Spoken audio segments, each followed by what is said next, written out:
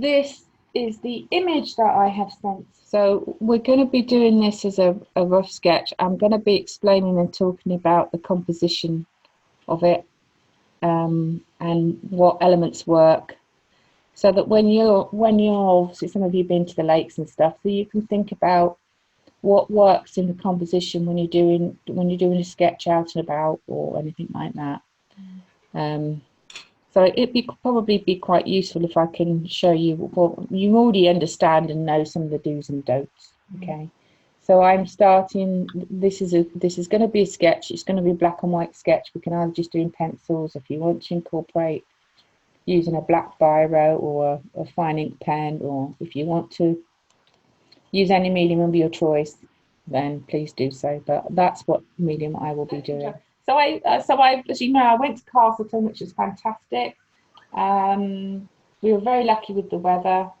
Walked my legs off and got very sore feet galloping up and down. So whenever we've got a scene that you're trying to photograph, we know that if we've got something that's of keen interest, we know that I think most of you ladies remember that it's a bad idea to have it slap bang in the centre of the picture. You want to have it offset to one side. Okay.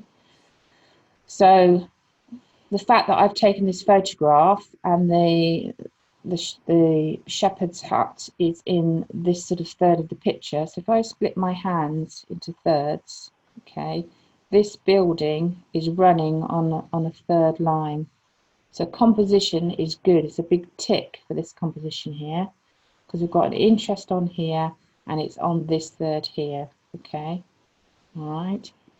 The second thing is we're looking at it going up and leading into the eye. Okay, so that's all a big tick. What is a little bit dodgy or a little bit dangerous is if you look at the spacing between the sky and the grass, it's a bit 50-50-ish. Okay, so usually when it comes to a painting, you don't want to have the horizon and a 50-50 split. That's not what we need. So we either need to cut the sky or introduce or cut the foreground. So you can do this just with a piece of paper when you're working out your compositions.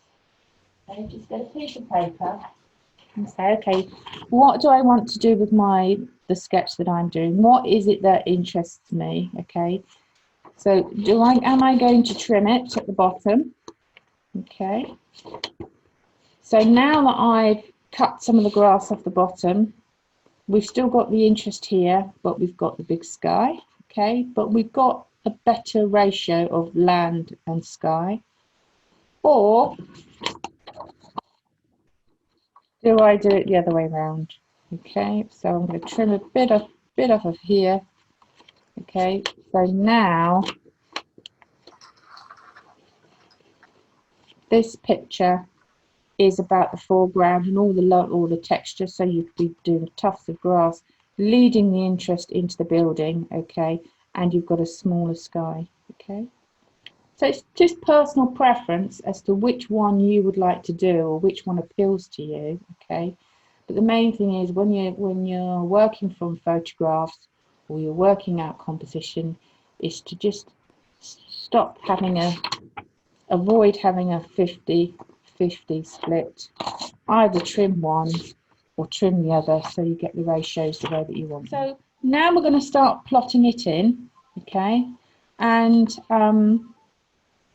it's entirely up to you whether you want to have the majority of a sky or the majority of your area grass. Okay,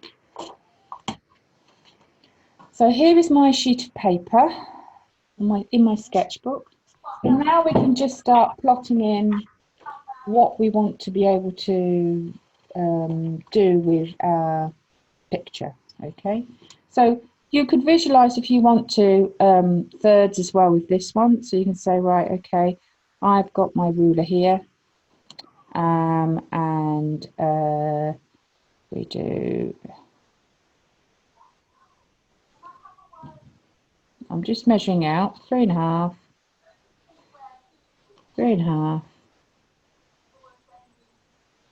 and 3.5. Okay, all right then. So you've got your sectors there. All right. So if I draw a line down here, or just do a tiny dash, it doesn't need to be much. Okay. I've now got my 3 lines this way. Okay.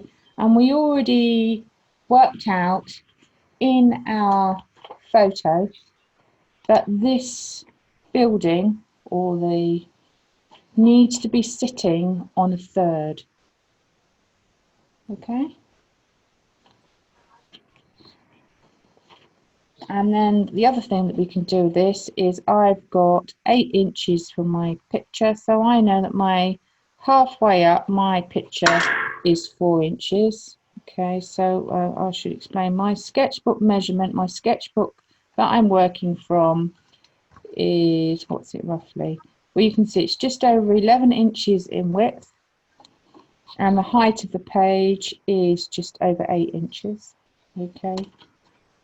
So I suppose just to make it comfortable, you could sort of, I'm doing very roughly here, you could make it sort of a 10 by 8 image, sort of really. Okay. I'm not, and we're going to be doing this roughly. So now we've roughly got a halfway line. Okay. So we know that either we need to push the horizon up a little bit, okay, or put it down. So for me, I'm going to make sure that it's above. Okay, so all these little markers that I'm doing just give me clues as to what I need to avoid. Okay,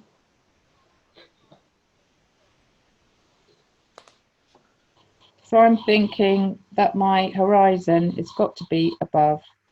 Okay, so in this zone here, I want to be able to perhaps block in my shepherd's hut, and visually, if I'm looking at the paper, so let's go back to the reference and I'll hold it in front of you.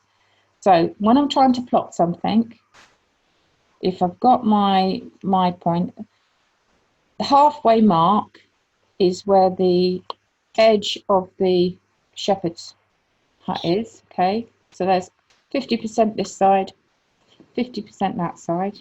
So my hut is going to be going that way. Okay, and I'm just going to treat it as a rectangle. I'm not going to be doing any details at all yet. It's all looking at simple rectangles and simple shapes. So I found that the halfway mark is on my page. I'm now going to do that on my sketchbook.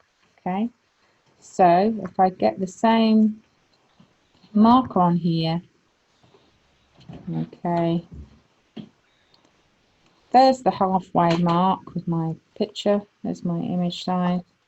There's the halfway mark. So I know that my shepherd's hut needs to be on this side. So I look at the angles. I've got a short side here, and just roughly, I mean, it's up to us how much we put in, and I'm just very roughly blocking it in like that. Okay. And what I do is when I'm looking at angles of roofs, do you remember what we did in lesson is I look at a point of the building. So let's get it back for you. So I'm looking at this edge here and saying, right, okay, this is a vertical. If I imagine a dot, I try and imagine what time that's pointing to. So for me, that's sort of pointing to 10 o'clock-ish on a clock face. And that helps me visualize the angle that I'm doing. And this is nearly at 9 o'clock. It's the merest smidge up from 9 o'clock. So when I'm doing angles or bearings like that, these planes are what help me work out angles of the buildings. And this one's all higgledy-piggledy pointing up this side. Okay, all right. So I'm just going to start plotting those in. So at the moment, all of my work that I'm doing at the moment is, so that's just above 9 o'clock, the merest smidge above. got the angle there. Looking at the time again, thinking, yeah, that's sort of parallel to the other one. It looks a bit of a sunken roof, but we don't need to worry about that yet. It's caved in a bit.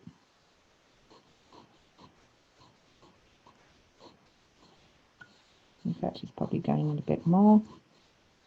Okay, so quite quickly, and then we're looking at the time at the pier. It's sinking down because it's so dilapidated. This building here on this side is sinking down. If we look at this corner here, you can see it's dropped down where it's decaying and dropping down. It's a real drop there.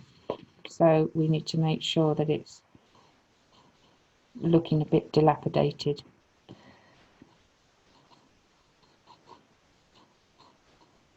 Okay. And then we've got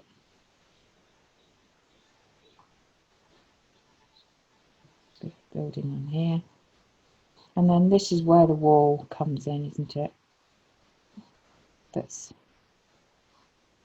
some sort of wiggly lining on there. Okay. Which we don't really know yet, so we'll just make this up. Okay. And then now that we've got the basic shape,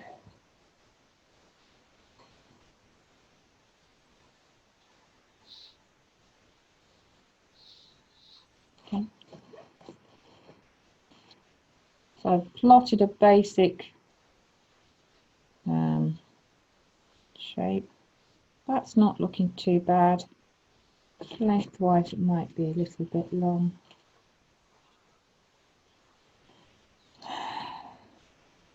Yeah, it's only a couple of millimeters though. And then we've got a dark doorway there. You can just hatch that. And then we've got a gap here with a nice little hole in there. Ah, that is the pillar post, isn't it? I've just seen what that is.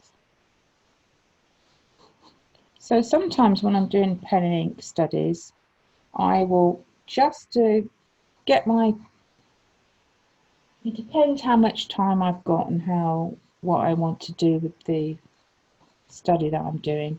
Sometimes I will go straight in with biro, but sometimes you want to just get the very basic structure of what you're studying, and then you can go over the top in your ink pen.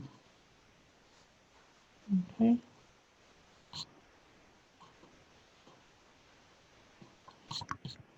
So far, this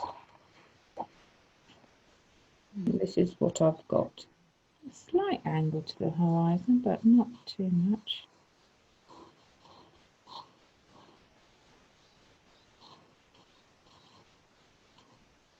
Okay, that's coming down here, and then it comes up again. So I've got that, and then it kicks up.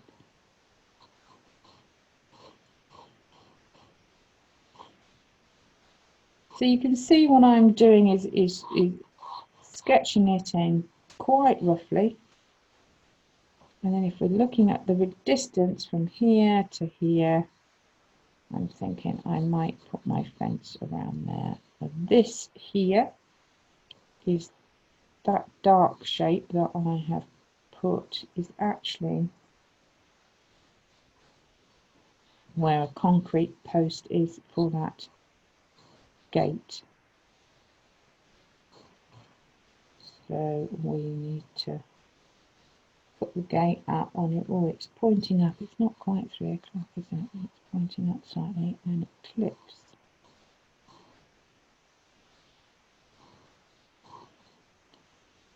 It's looking up there.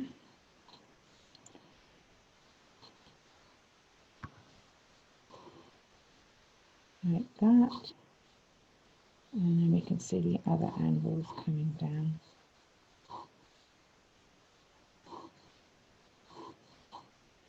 I'm just doing it quite roughly. You don't even need to count all the bars if you want to. Just as long as all the fence posts all line up with each other, then that's all you need. All right.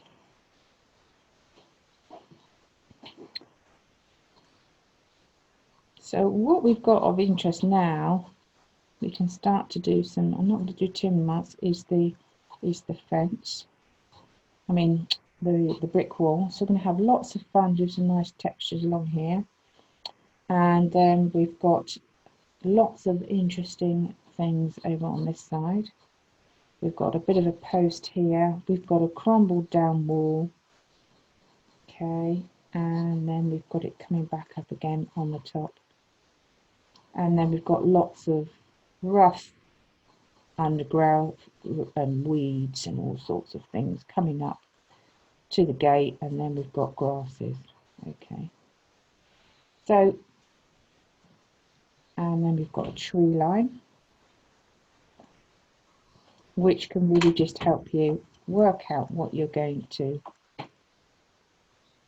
plot. So what I would like you to do now is, for those of you ready, is look for the darkest. So look at the doorway of the shepherd's hut and hatch in that darkest area of the doorway. Look at the dark underlining of the roof. It's got a dark shadow underneath the roof. Draw all of that in, okay, with your dark pen. And then where you can see that it's all falling in and you've got those odd holes and also the shadow on the fence. So whenever I'm starting off, or while you're getting warmed up and practicing your mark making with a black biro, always go for the darkest areas first. Okay, and that'll really help you in the way that you're going to work. So we know we need to do a dark line underneath here. We know that we've got a doorway. Okay, so we know that that can be hatched in there.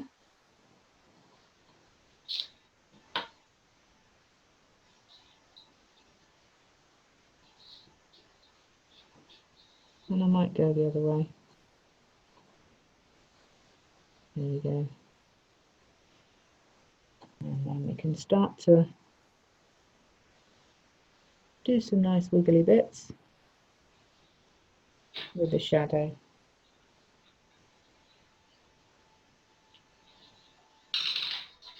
And then we've got an edge here.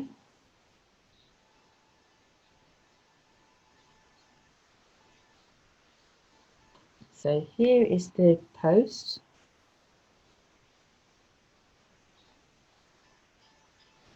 So I am effectively over sketching or hatching over where I've put the pencil line, because what we can do is, once you start to get more confident in the marks that you're doing, you can then rub out your pencil, but you need to make sure that your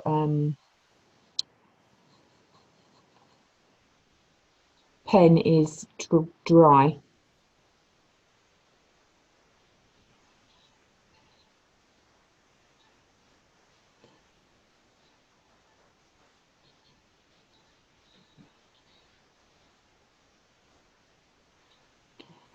So for this brick wall,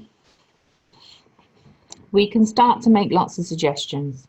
There's lots of tiny dots, and we're not going to count each individual stone. We won't just want to be able to make some suggestions. So we could look at the angles of the stones. So we've got the top of the wall, which has got some angles, and then the rest of it is going in all directions. So it's how I tackle this is by starting off with one or two blocks like that, and then I say, right, okay, I've got that one like that, another one like that, and perhaps a big one. So I'm going to try and make them random. Okay, and another big one, and then a small one. Okay, but the main thing is to have the angles that you want, and then you can start to make up lots of ziggy-zaggy shapes all over the shop. Okay, so you can see that I'm beginning to make my wool, because there's no way on earth I'm going to, because you know, you want to enjoy the sketching of it. I'm not going to attempt to work out each individual plane of stone. Okay, but what I am trying to do is to suggest the top bit. Okay, and then we can start to go down and do the occasional one that's perhaps got a big dark bit around it. Okay, so quite quickly, and then up here where it's by the pillar, we've got some dark shadow shapes here, which are a great clue for us to show. And another one that's a split.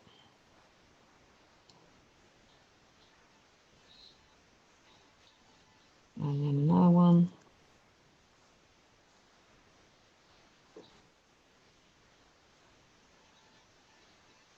And you can have really quite, I think, quite fun just sort of gradually working across, getting all these lovely creases and shapes that you've got for your brickwork. Okay, so that's a fairly good start of a 10, I think. Well, we'll carry on building it up in a minute. I've deliberately stopped short because at the base of the brick wall we've got weeds growing up and we've got grasses growing up, so that's why I've stopped. So because we want to make sure that these grasses look more or show up nicely, I'm going to follow my hand down to the fence post, stop where I think it's going to stop, which is roughly there, and there's a little bit, so this fence post comes up like that, and I'm just going to carry it down very lightly through there. Okay, and then we need to show that there's some wildflowers or weeds and things coming, so I'm going to do lots of flicking upwards and then the odd dot here and there to suggest dried flowers.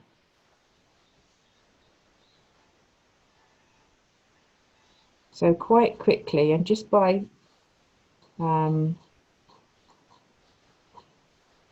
doing sort of upwards and pushing up and down, we can start to suggest the long grasses that are in the field and in the meadow. And now that I know I've got those tufty bits there, I can then go behind with my stonework and decide how that's going to be coloured in behind my wild grasses. Okay. So my next step now, I'm going to leave that little bit for a while, okay, and I'm going to go up here.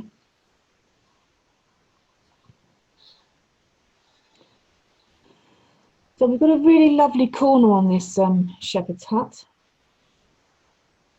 and we want to be able to suggest the creases in the stonework. In order for us to suggest the corner, we need to make sure that there's a very slight angle. Okay, so there'll be a very slight angle going up or in line with the roof towards the top. As it comes lower down, the angle is going to change ever so slightly and become almost at eye level from where we're looking. Okay, but we're going to need to tip it slightly or give that impression so that we don't have a horizontal too much of a horizontal line, because otherwise you're not going to see the angle or the plane of the building.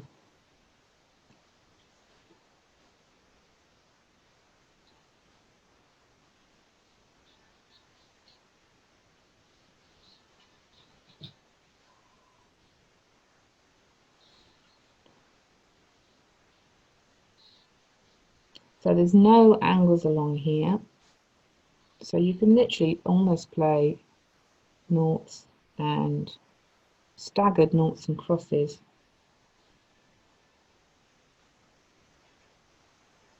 to try and suggest this building. But what I am doing when you're doing your lines is I'm trying to make marks that follow the angle of the building, because if so we can create that optical illusion of it going away into the distance.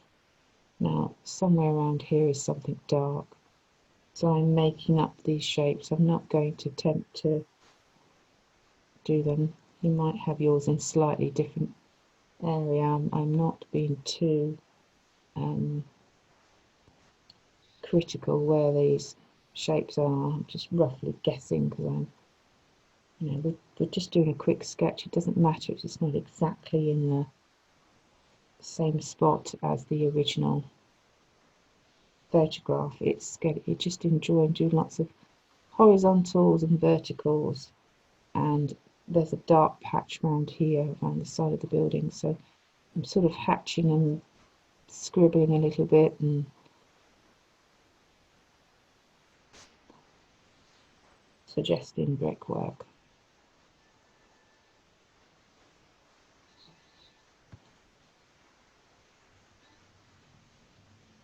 Just by doing a few dots. Then we've got a horizontal line we can do here, and there's something which is a hole over there, which you can't really tell what it is. It's just a hole, jaggedy hole.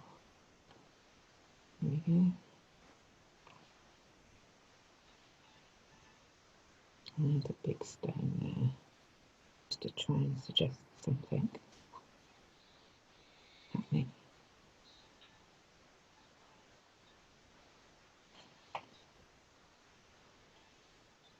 What we'll be doing is, you can see at the moment that apart from the shapes being smaller in the hut, in the shepherd's hut behind, because I haven't done any shading in, they're both, although these are larger shapes in the foreground, this one isn't receding, because if you look at the actual reference that you're looking at, so here's the reference, this is darker in tone and this is lighter in tone. So you have lots of options when you're coming to do pen and ink sketching. Because I've got this shading here, I could just do a general hatching all over the top to represent or show that this is in shade. Or I could get a pencil and I could shade it in. Or I could introduce, I could perhaps wet my ink and I could introduce a wash of watercolour on it, just so that it preserves the texture that I've got, but it just visually knocks it back. So you've got several options there that want you to do. So you can either introduce pencil, or you can hatch it with a pen, or you can put a watercolour wash over the top. So now I'm coming to the top here, and we've got lots of thin lines, so that sort of suggests that the roof is a bit flat, and we've got our vertical there. So I'm not necessarily going to, and that's dipping in, I'm not necessarily going to try and attempt to draw each line. You want to try and, I think it might be more effective just to try and make a suggestion.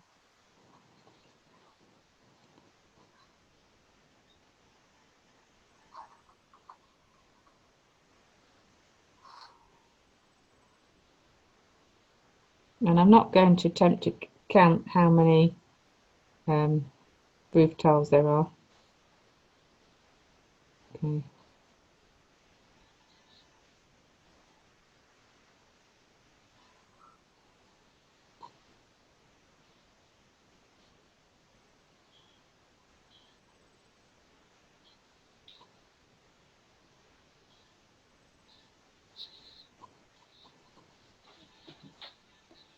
So all the hatching that I'm doing, I'm now trying to make it a bit more shallow as it comes up to the top. So hopefully it's in, I'm trying to suggest it so it's enough for the brain to see that it's roof tiles that the eye is looking at, and the angle, okay. But I'm going to sort of stop short a little bit.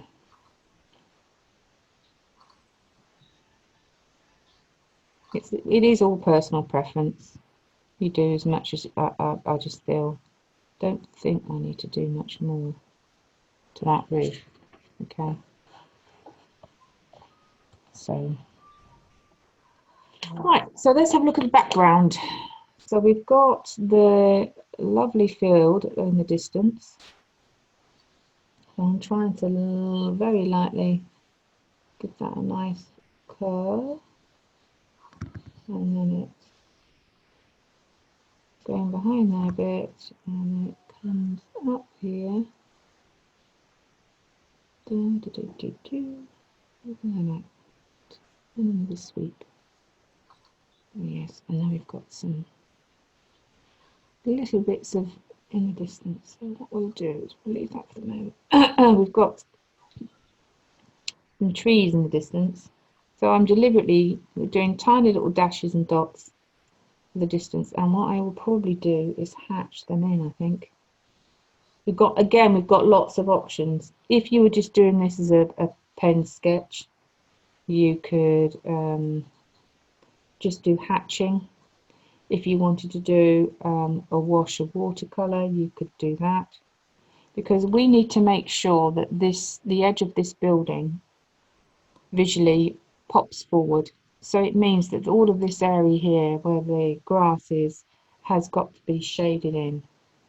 Okay.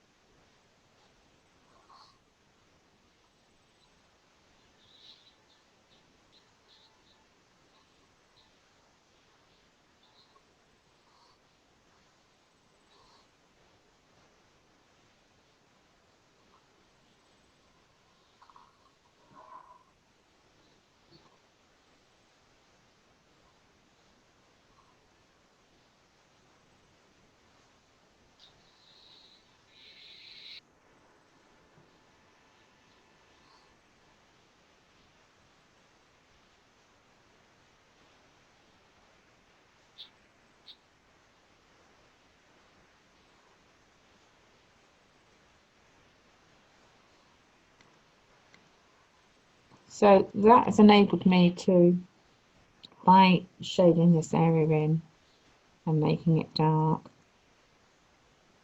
okay, that has enabled me to make sure that this edge comes forward and that edge goes back. Okay.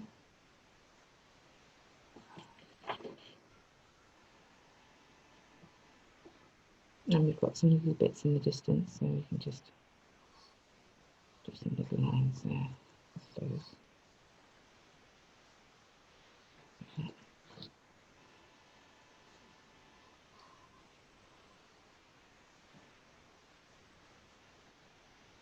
And we've got some more undergrowth coming over here. Right, okay. So there's a fence in the distance. It's up to you and everything. What I will do now, I think, is probably put in the fence.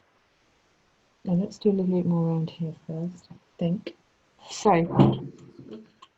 okay, right. So we're now got to do the background around the back here. What have we got? We've got some trees. Okay, and we've got a bit on the horizon. So I'm just roughly drawing, as I say, I'm not being too faithful to the picture. I'm very doing a rough guesstimate. That if I'm not that sure, it's usually a better idea just to get your pencil and say, right, let's just hatch that in.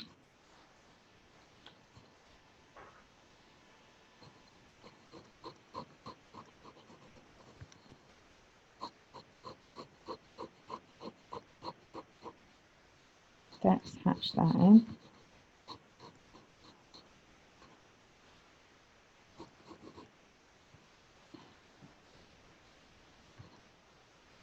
So I'm picking up my pencil just so I can get a mid-tone. As I say, it's also a really good option just to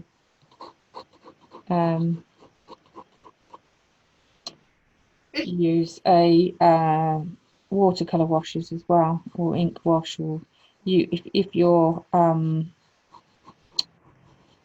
it depends whether your pen that you're using is waterproof. Mine, I think, might dilute a little bit. If I did a water wash over it, it might start to soften.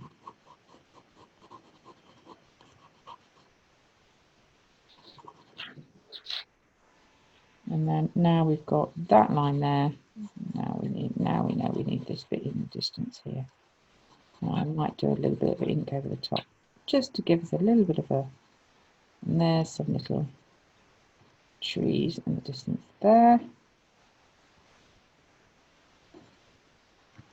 And then we've got some more vegetation here.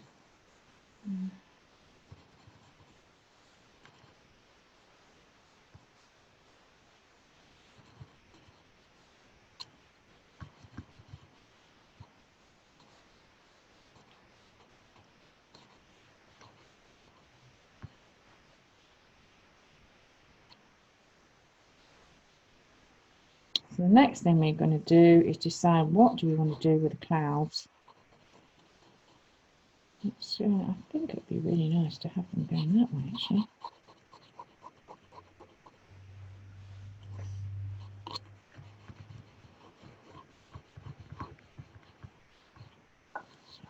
Right.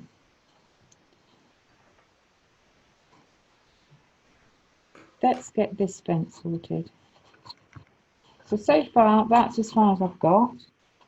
Hope you can all see that. Okay. So I'm beginning to do a little bit over here. I've suggested some more trees in here, especially here to bring that edge forward.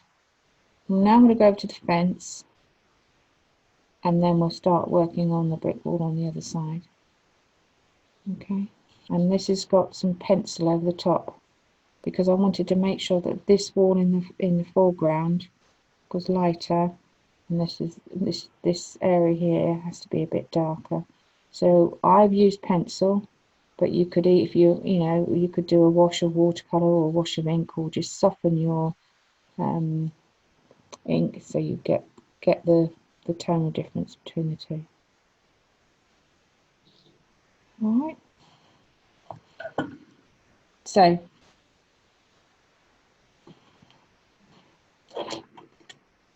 get a ruler out for our gate, and we've got it's at an angle, so mine's slightly tipped up. It looks quite tipped up quite high in the picture.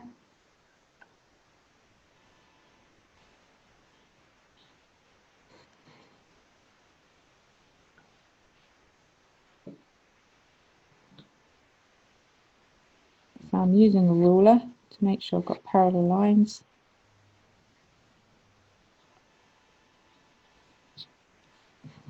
And make sure that they're meeting in the middle. I'm not going to count how many bars there are, because the bars are closer together at the bottom. How many got? We have actually got. There is actually one more there then. How many bars?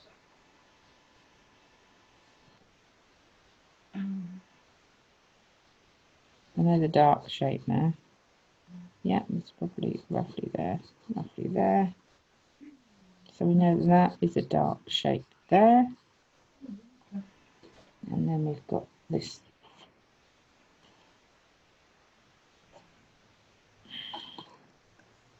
So this fence, oh yes, this post, yes, it's in front of it. So this post is tipping forward. It's leaning forward against the post. It's not vertical,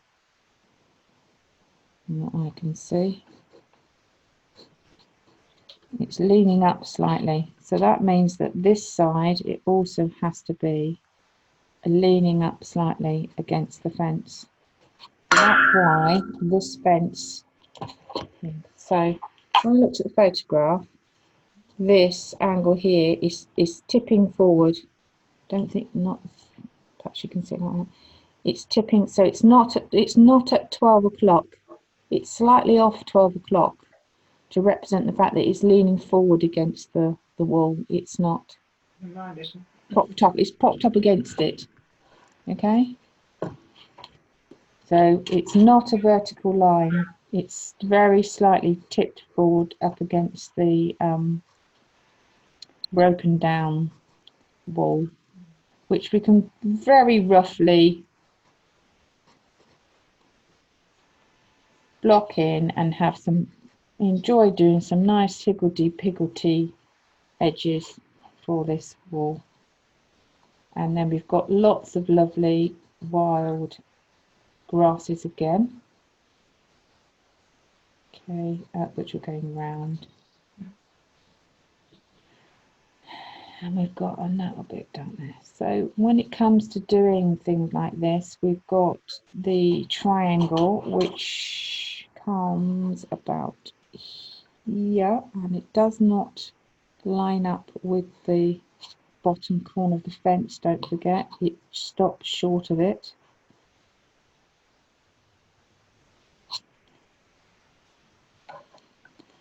And that again will be at a slight angle. It won't be at a vertical, remember, because it's tipping forward. Okay.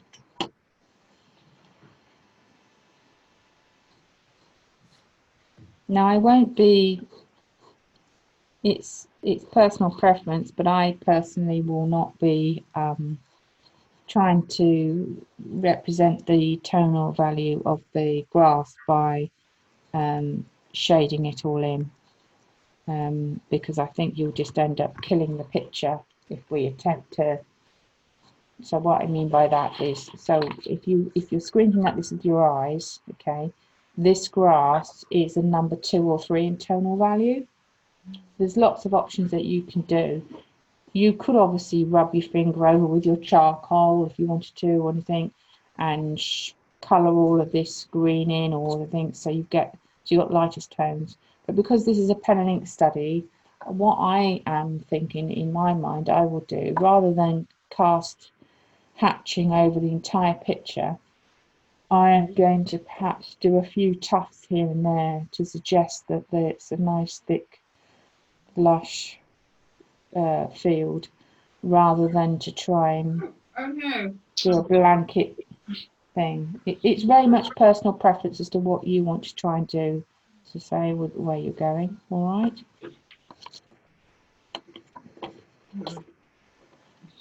So it makes it easier for this fence. So what that means is that around here on the front face of the shepherd's hut, I obviously need to get some texture in. Okay, so we're going to be needing to do stones, and we could just do a few little lines or a few little circles. And what sometimes you can do is, just by doing a few tiny little lines, you've done enough to suggest what it is without having to faithfully colour in the entire front wall or front face of the hut. It's just enough for our brains to be able to work out what's going on without it being too much. Even just a little squiggle or line here and there. Okay, it's enough for our just to work it out.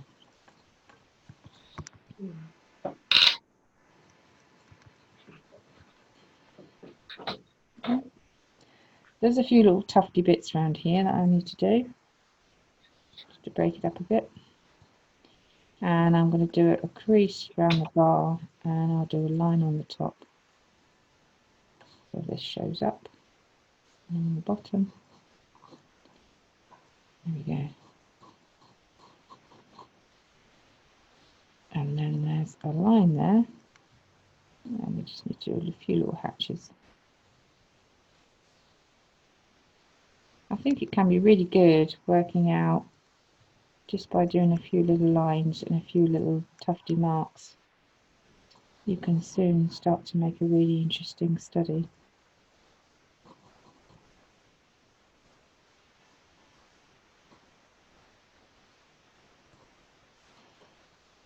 When you're doing, so I'm going to move on to the trees in the distance, and I've just using my HB pencil at the moment, and I'm just pressing hard in some areas and lighter in others, but I am going in sort of, think about the direction that you want to go in with your hatching. Okay, so you can start to suggest these trees and things going on. We've also got the landscape in the distance. So I'm going to do some hatching going that way, and then I'm going to smudge it slightly and then bring it back again. And then we've got sky. So that can be quite a tackle to do in pen and ink. What artists usually do is perhaps just suggest a few clouds, and what you would normally do is just do a little bit of hatching around the edge of the cloud to suggest it, rather than attempting to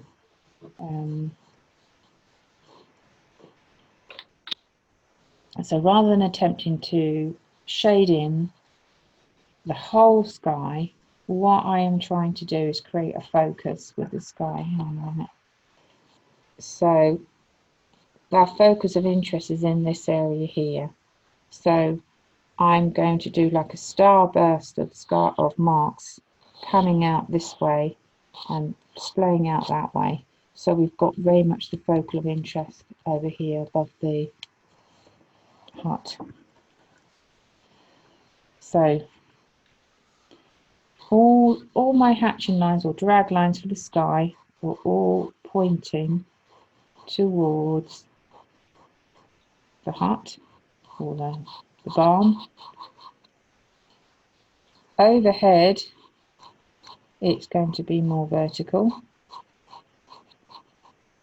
and then on this side it's going to be more this way. Okay, so I'm just doing rough lines there. What I am going to do is rub a few out just so you can see.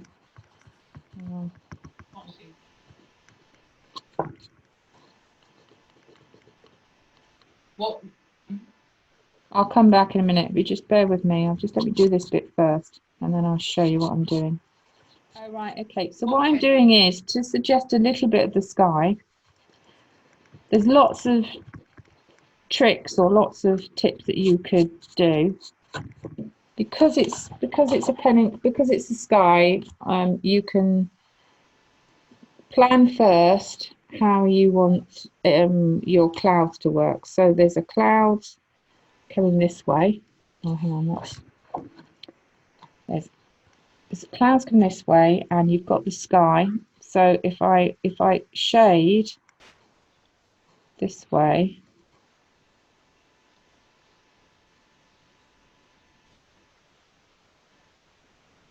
okay, I'll make up a cloud shape. There we go. Lay it in. I have suggested something happening here. I've got a round ball shape. Okay, so rather than attempt to do the entire sky, what I tend to do is just make a slight suggestion behind it. Okay, really slight. So the marks or the directions going in that direction, all the shading that I'm doing is going off in that plane, off in line with the landscape, in line with the top of the hill. Okay, so my line's going that way.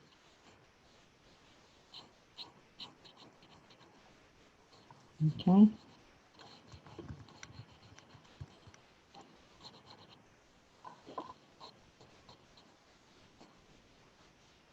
Up the front here, that we haven't really got much, so what we can do is just do a little bit of a display like this. Okay, and then when it comes around here, we need to change direction. So I'm nearly doing too much here. We've got marks going off in that direction, and then we've got marks going off in that direction, the clouds, and then we'll start to bring them out a bit more. And then we've got shadowing over here. So if I match that a bit darker, do a little bit more in here. Okay, got a dark shadow there. Alright. And then over here we're going to have flatter lines. We've actually got a fluffy cloud on top of the horizon, so I need to shade this in.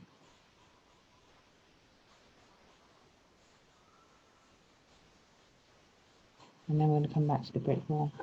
So if you want to bring out some more, I can, just by rubbing out here,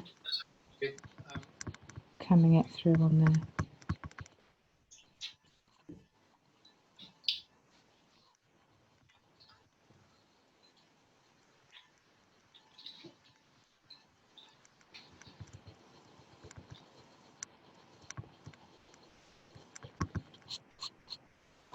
So by hatching this in this direction, we're going to start to get some fluffiness. Hang on, let me put it back in and you can see what I mean.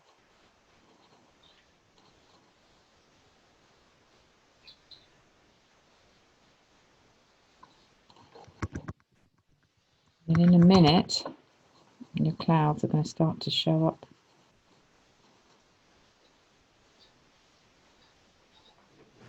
So I'm going it on my marks are sort of beginning to go in a starburst.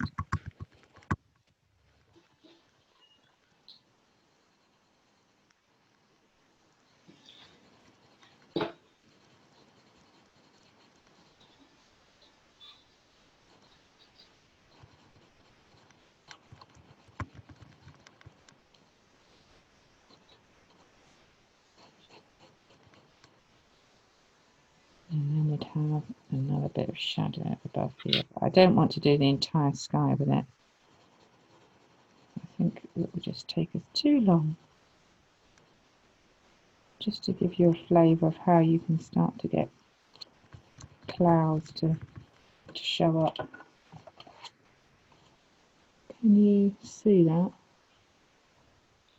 Okay, so there's pencil marks going off in that direction. Then they're going more flatter above my focal of interest. Then they're going in that direction. So to make this cloud show up, I'll go over it and press harder with my pencil. I'm going like this.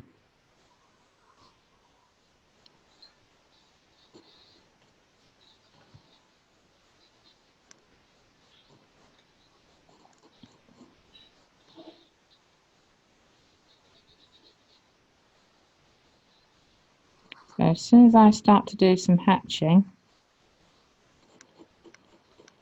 let's see if I can get those clouds to show up even better for you.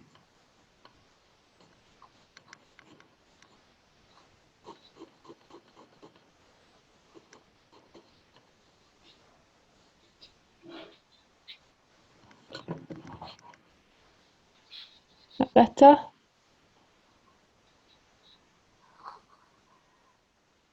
Okay.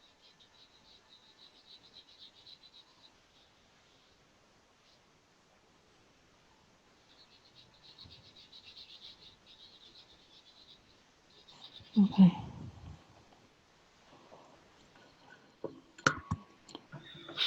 So again here we've got foliage in the distance. So I'm just doing vertical scribbly marks because there's all sorts of tufty bits over here. It's so if you don't really know what to do, just press harder in areas and then soft in others, and we want to make sure that we get the occasional line going down that way. And then we've got tiny little trees here, tiny little blobs. That's it, like that. And then there's another hole here. Right.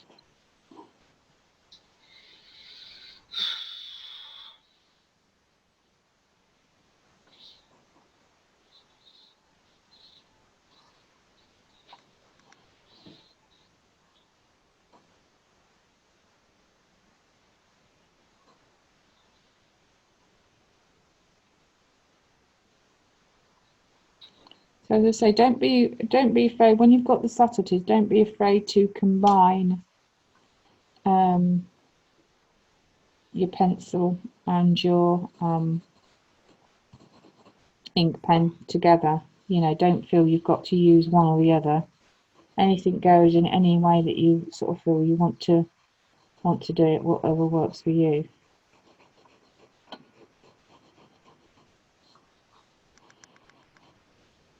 So as the lines, as we get nearer the horizon, my shading for the sky gets shallower. So it's like a sundial. So vertical here, splaying around at this angle, splaying around or pivoting around at that angle. And then as I'm near the horizon line, all my lines are going to be horizontal, what I'm shading. So it's all flat lines this side. So it brings the sky down or brings the angles down.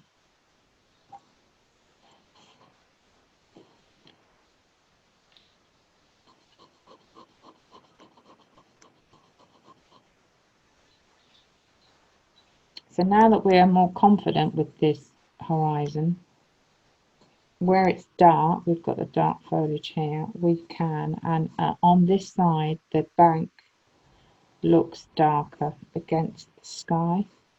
So I'm now going to press hard with my pencil where I initially did some sketching, because I'm confident that this is the right shape that I want for my landscape. And this is all going to be dark tree line in a minute, because the reason why this has to be dark is that we need it to come up with the height of the wall. Now if I'm looking at the height of my gate and I'm looking at the height of the wall in relation to this building, the height of my wall actually needs to come up here. Now the reason why I know that also is my reference photos. If I look at it here, so what I'm doing is I'm trying to work out how high is this wall as against the landscape in the distance. So I'm looking at my references that I've got. So I'm thinking, right, okay, if I cast my eye across, I'm nearly at the top of my little doorway, and also this is almost in alignment with the tree line in the distance. And also, another clue that it gives me is that this is much taller than my gate. So if I'm going to my references in my picture that I've sketched, I've got my building, I've got the horizon line, okay. So if my horizon line is like this, already it's telling me that my wall needs to be up here somewhere, okay. And we're looking at here, it's pointing towards this area here. There it is. So that's telling me that my wall needs to be this tall. Yeah. So I know that I need to come along here, and I want to make sure that this wall shows up. Okay. And we've got some dark edges coming down. So I need to look at the spacings now. So I might go further back with that. I don't like that shape.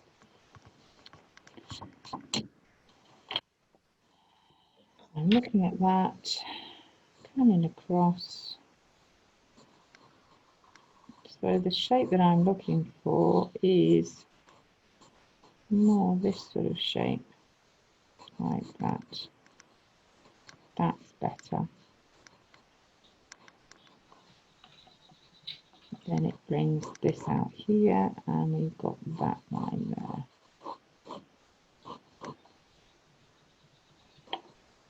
And then we've got this line here, coming down here, and then we've got all the undergrowth and the weeds coming along there. Brilliant. Right, so now that we've got the height that we want, I can now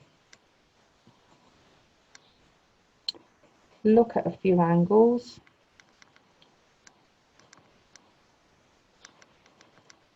Try not to make my brickwork too even.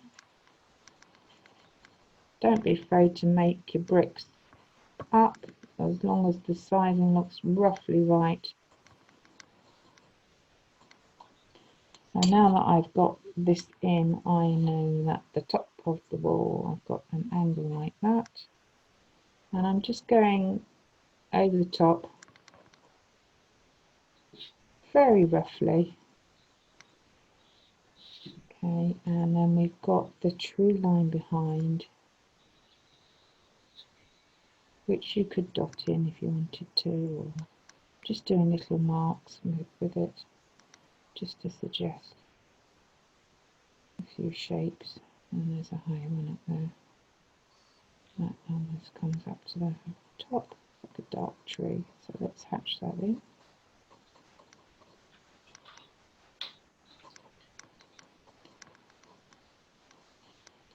So usually with foliage, I'm not necessarily, because we want to suggest texture with it being trees, I tend to do shading in all directions for trees, because I'm trying to do lots of wiggly shapes in, whereas if it's buildings or stones, you may want to sort of be going in a particular direction. But with trees, because you're trying to suggest foliage that's all over the shop and in all directions, I tend to do wiggles all over the place. I find it quite helps, but as I say, it just comes with practice, and you do what you feel what works for you. Do little dots, little dashes. Don't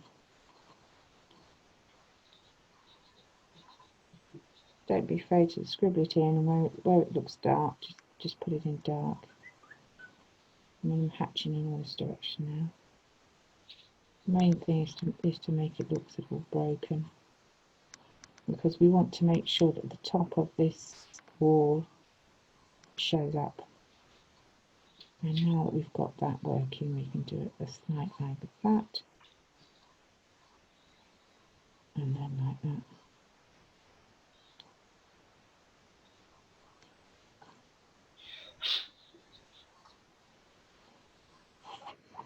Right, I'm now looking at this post here, and I'm just very roughly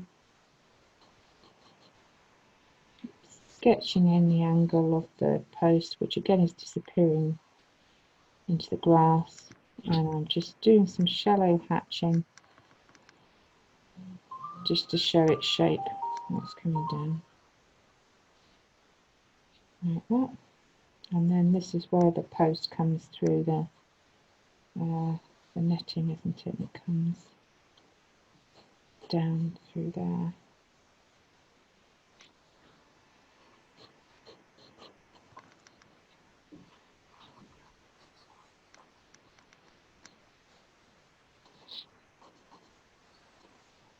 So we've got loads of lovely grasses, so I just tend to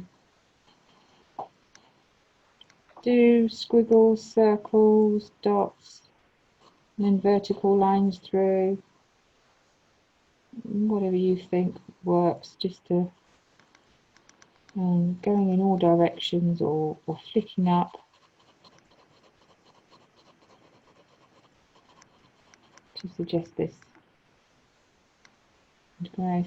Okay, and then on this side the wall is very dark, so what we'll be doing again, or what I will be doing again, is again do lots of random shapes to represent the stones. I'm not going to try and work out, apart from the actual, I think it's very useful to hatch in one or two just to get you and give you an idea of scale and of the angles of the stones, just the odd one or two, and then once you get started with that, you can then start to add to it, and it should always make sense, hopefully, or whatever looks eye-catching really, so you've got your scale that you're working to. So I'm just doing lots of sort of pluses and cross symbols and going around. The main thing that we want dark, obviously, is the edge of the stone wall as we work down.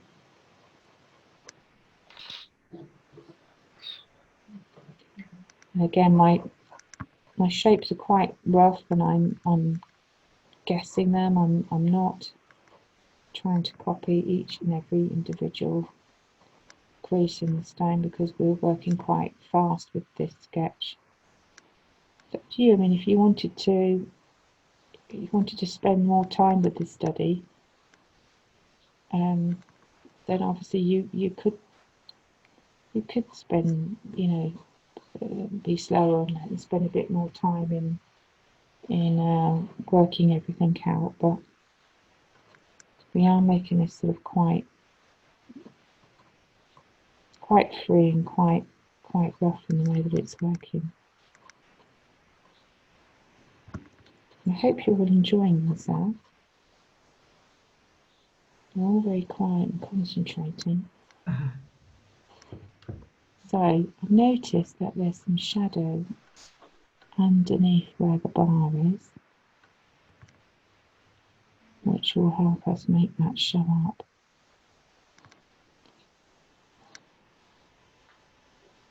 I should do that in a minute.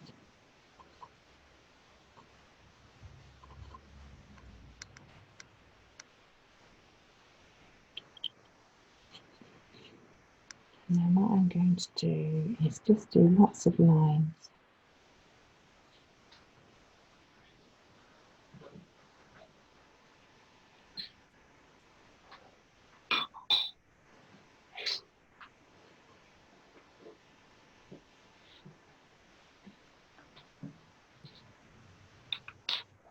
Make it a little bit stronger.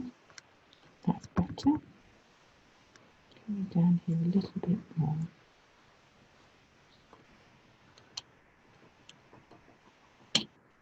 Right, so I'm picking up my pencil again, and I'm just going to underline my fence again.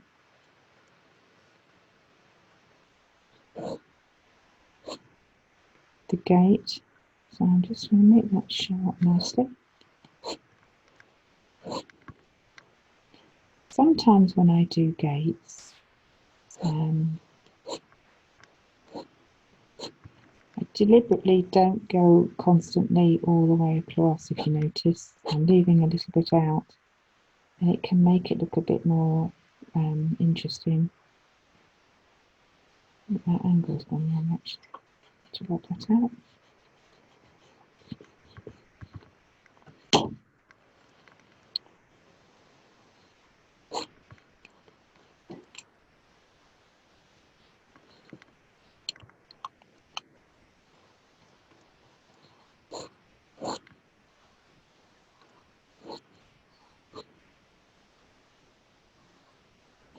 That's better.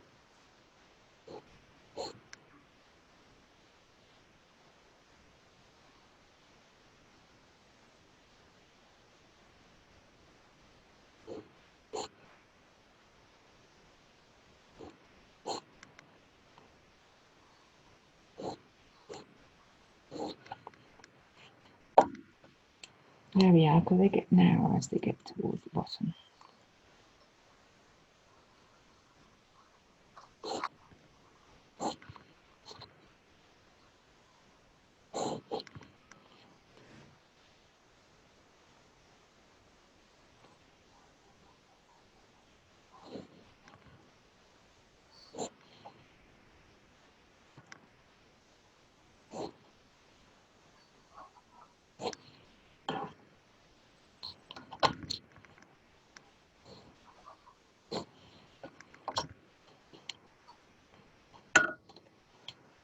Actually, that needs to go back slightly.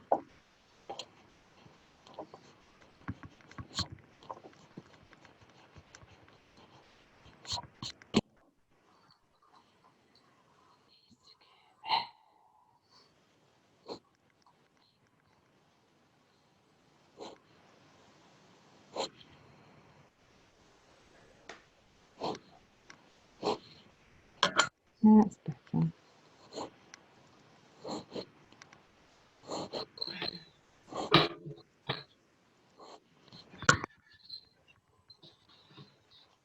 That's better. Right, so now I have done this, I am going to do a few little squiggles. So again, clues for when you're doing a brick wall or stone wall is I half close my eyes, and because I hadn't got much time, I thought, right, I know that all of this is dark, so I'm just going to, just as I did with the side of the barn, I'm going to use my pencil and I'm just going to go over it in random areas just to darken it down, just so we can start to get some darkness coming through. And the same for here, we need to try and get some sort of interest in here. Okay, but we don't want too much, just enough to soften it. Perhaps get a few blades of grass coming through the fence.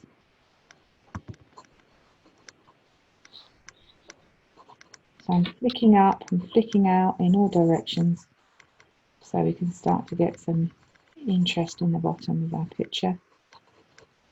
Okay, so on the left hand side, when we've got more time or to finish off, I will be filling in the brickwork or the stonework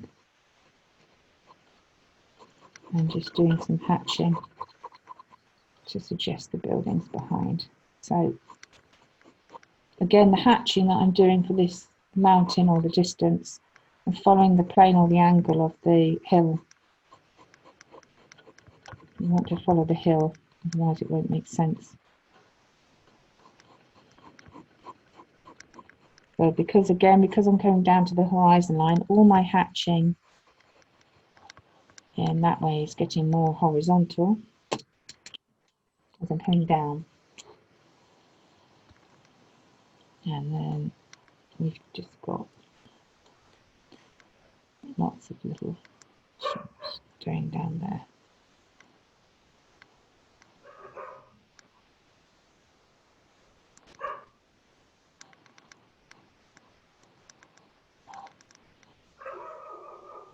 So we can do a few little, so because we've got this gate in the way, if I do a little underline underneath just to bring it forward, make it nice and dominant because we want it to look nice and prominent.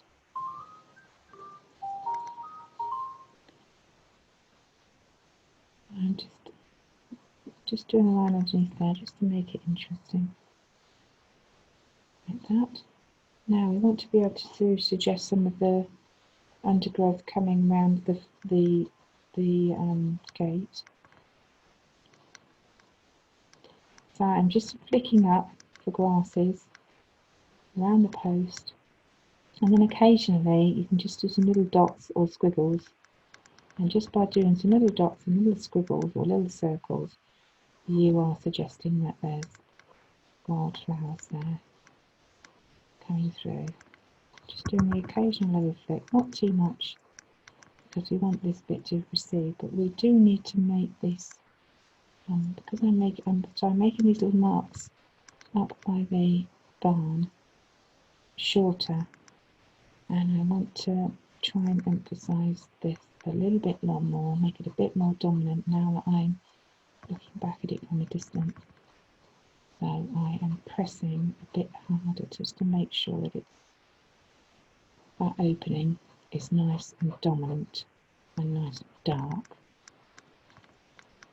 Okay, that's better, made it even more dominant now. And then again is some fencing or something that's propped up against the barn, but which we haven't put in. So this here is not looking dominant enough. So just by going over it and just going over the top with a little scribble, a little bit of shading, just to make that a little bit more dominant and a little bit more on that side. So although we have our photograph, we're getting to a point now where we can forget our photograph, and what we are looking at on our sketch is more important. So, and we want to concentrate on, making this is the thing that this is our study, this is our sketch. So, our photograph or reference that we had was just a starting point. Okay. You're going to enjoy looking at this illustration or sketch in your sketchbook. You're not going to need the photograph anymore. So this, your drawing is more important. So you can concentrate and let your imagination in. Just enjoy relaxing and filling in shapes how you want them to work for you.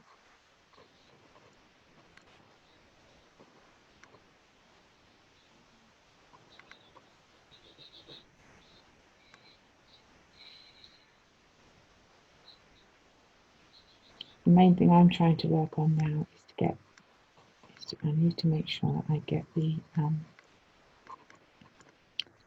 water sharp. So I'm doing some more vertical shading because I want to suggest it's a tree line in the distance. So I'm doing my hatching going vertical. There we go.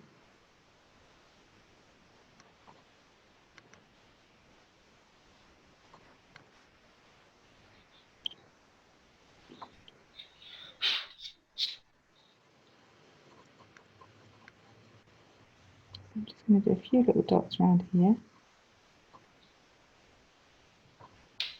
And we're nearly done.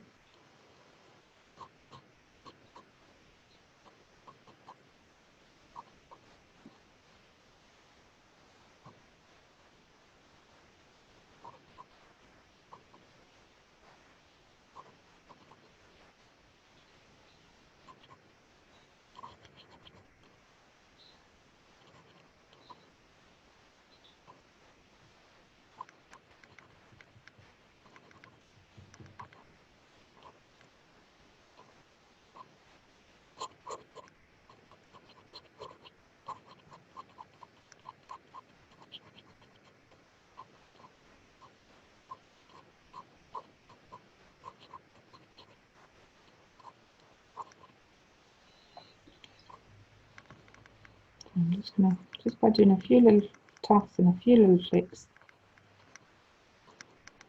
we can suggest that it's a rough field that we've got.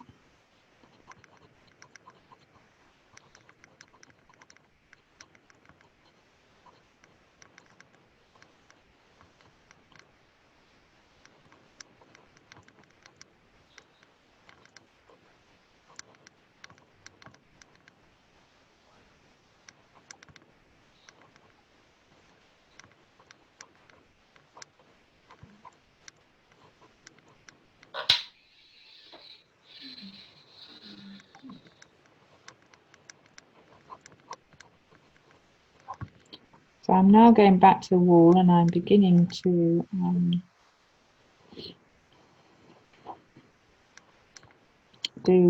draw a few more bricks. Now that I've done the rest of the building. That needs to be a bit darker there.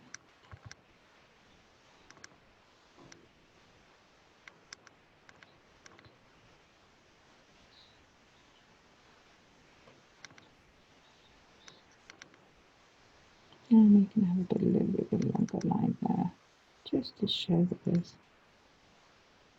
that like that. And the post, we need to bring the post down. So let's bring that across. And then let's bring that down. Just the tiniest little bit of shading off. We'll sort that out.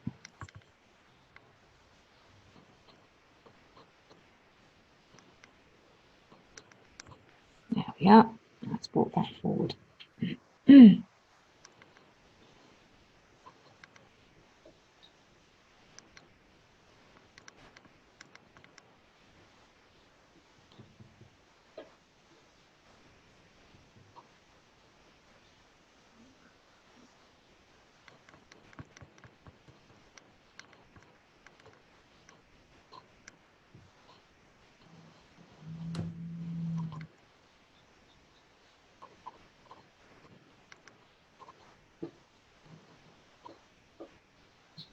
Right, so there we are. I think that's roughly it. You can obviously be able to have a play and shade in a little bit more at the back, as you see, but that essentially gives you a flavour of a really nice sketch that you can enjoy getting stuck into, that I didn't have the time to do when I was on holiday in Castleton.